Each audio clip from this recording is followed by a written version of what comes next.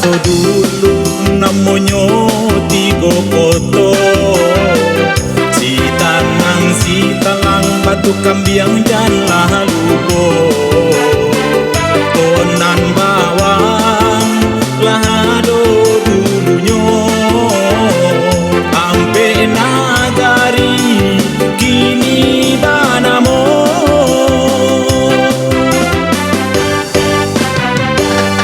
Elok dipandang nagari kita, banyak nantibo baduyun-uyun, naik oto kacak sepeda untuk calia wisata si Lubua Ungu.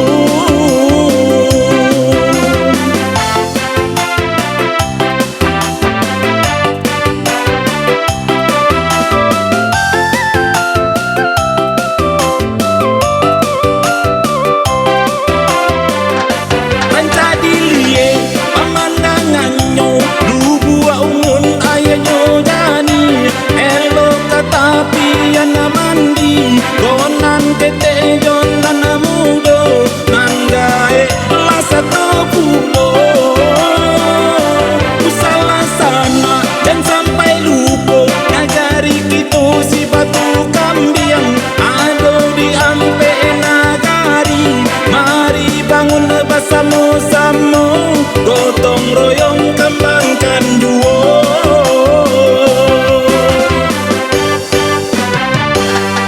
cikoknya sana dirantau urang, bahu-membahu jonan di kampung, jangan sampai lupa jalan ke pulang.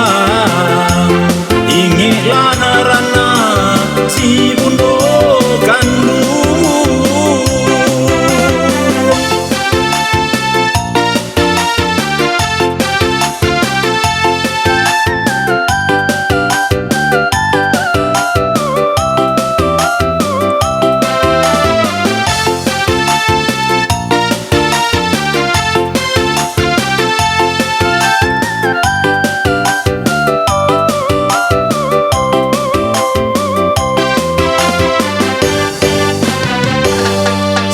so dulu namanya Tigo Koto, si tanang si talang batu kambiang jalan lubo, konan bawang lahado dulunya, ampe nagari kini banamo.